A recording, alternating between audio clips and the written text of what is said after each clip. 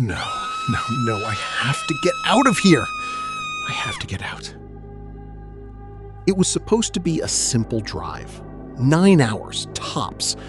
But thanks to a closed highway and some terrible planning on my part, 9 hours had turned into 12. I was exhausted, frustrated, and just wanted to be done. And that's when I saw it on the GPS. A thin little gray line branching off the main road and reconnecting about 30 miles ahead. A shortcut. My phone warned me it was an unpaved road, but it also promised to shave an hour off my trip. An hour! At that point, I would have done anything to save an hour. I had no idea that one simple turn would lead to the most terrifying night of my entire life. The turnoff was so overgrown I almost missed it. My little sedan was definitely not built for off-roading, but the dirt road seemed stable enough. For the first few miles, it was actually beautiful. The forest opened up into this huge, sweeping valley, and it felt like I was the only person for 100 miles. As it turns out, I pretty much was.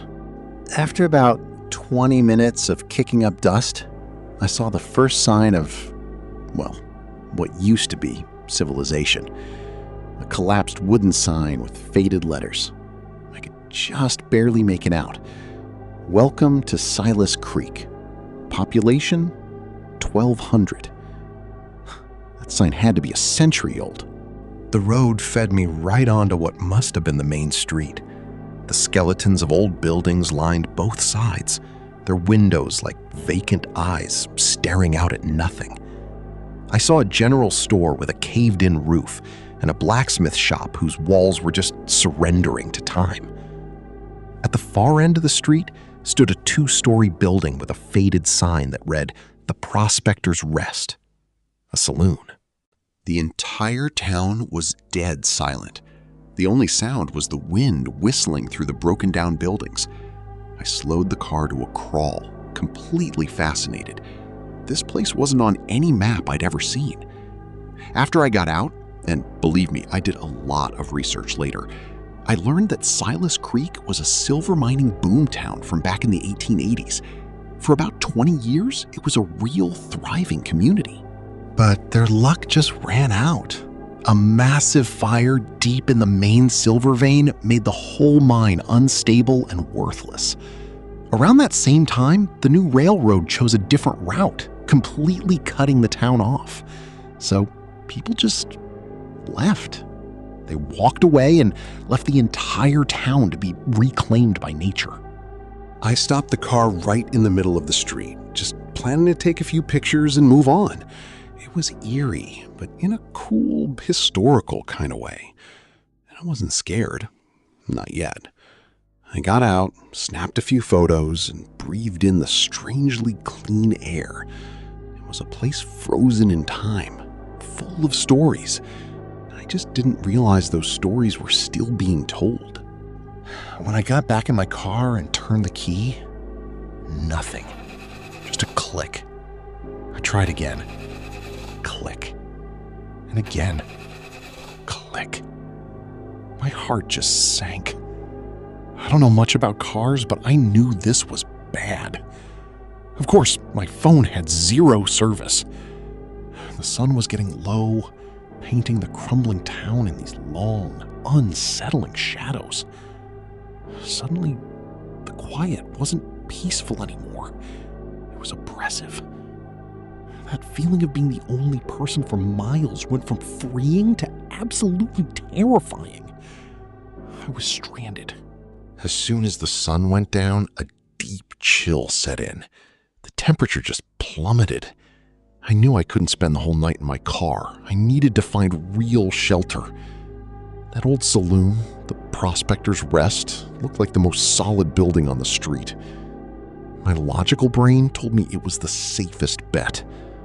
My gut, however, was screaming at me to stay away. I really should have listened to my gut. I grabbed my flashlight and started walking toward it. Every single step echoed in the silence. And the wind picked up, and for a second, I thought I heard something. It It sounded like faint music, like an old-timey piano. I stopped, straining to hear it. But it was gone. Just the wind, I told myself. Just the wind playing tricks on me. The saloon doors were off their hinges. I squeezed past them and shined my light inside. The air was thick with the smell of dust, rotting wood, and something else. Something metallic.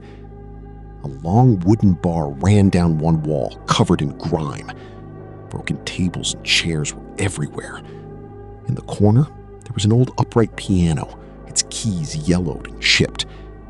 My flashlight beam hit the wall behind the bar, and I saw them. A bunch of small, deep holes in the tin paneling. They looked exactly like bullet holes. That's when the fear really hit me. Not just the spooky, abandoned place kind of fear, but a sharp, primal dread. This place felt wrong. It felt like I had just interrupted something. Just as I was thinking that, one of the doors on the second floor balcony creaked open, all by itself. Froze, my light fixed on that gaping black doorway, and my heart was just hammering against my ribs. Something was here with me. I stood there for what felt like forever, just waiting for something to step out of the darkness. But nothing did. I tried to rationalize it. Old building, rusted hinges, a draft. But there was no draft. The air inside was completely still. Against all my better judgment, I knew I had to go look. My only other option was the freezing car, and that felt even less safe. I found a rickety staircase in the back and slowly made my way up, each step groaning under my weight. "Hello?" I called out, my voice sounding pathetic and small. "Is anyone here?" Silence. The upstairs hallway was lined with closed doors, except for the one that had just opened. As I got closer, I heard it again. Not music this time.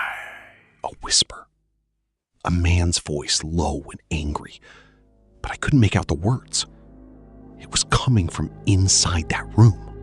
My blood ran cold. I wasn't alone. I took a deep breath and pointed my camera and flashlight into the room. It was totally empty. Just a broken bed frame and a shattered window looking out over the street. The whispering stopped the second my light hit the walls. "I know you're here," I said, trying to sound way braver than I felt. I started asking questions like I'd seen on ghost hunting shows. "What's your name? What do you want?" That's when I heard the footsteps. Not from the room in front of me, from the hallway right behind me. Heavy boots, pacing slowly, just out of sight. I whipped around, shining my light down the hall. Nothing. The footsteps stopped. I was being messed with. The feeling of being watched was so intense it felt like a physical weight on my shoulders. I backed away, down the stairs, never taking my eyes off the darkness. I decided to hunker down in a corner of the main saloon floor, as far from the stairs as I could get. I sat there for what must have been an hour in total silence, just listening, my flashlight beam jumping around the room. Eventually, the exhaustion started to win. I let my guard down, figuring the worst was over. And that's when it happened. A loud crash upstairs, like someone threw a heavy piece of furniture against the wall. It startled me so bad I almost dropped my camera. And then, the door at the top of the stairs, the one that had opened on its own, didn't just creak. It slammed shut with a violent boom that shook the whole building. This wasn't a game anymore. It wasn't whispers and footsteps. This was aggressive. I scrambled to my feet, my mind racing. The thought of being trapped in here with whatever did that was unbearable. The front entrance was my only way out, and I ran. I didn't look back. I burst through the saloon doors and sprinted toward my car, fumbling for my keys. I didn't care about the engine anymore. I just needed to be inside a locked car. I jumped into the driver's seat, slammed the door, and hit the lock.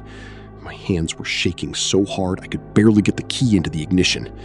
I closed my eyes, took one shaky breath, and turned the key, fully expecting to hear that same dead click. The engine roared to life. I didn't ask questions. I didn't wait. I threw the car in drive and stomped on the gas. The tire spun in the dirt for a second and then caught. I flew down that street, my headlights cutting through the dark. In my rearview mirror, I saw the saloon, just a dark hulk against the night sky.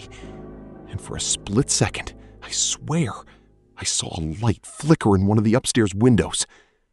I didn't take my foot off the gas until I hit paved road 30 minutes later. I never looked back. I drove for 2 straight hours before I felt safe enough to pull over. I checked my car. The engine was fine. The tires were fine.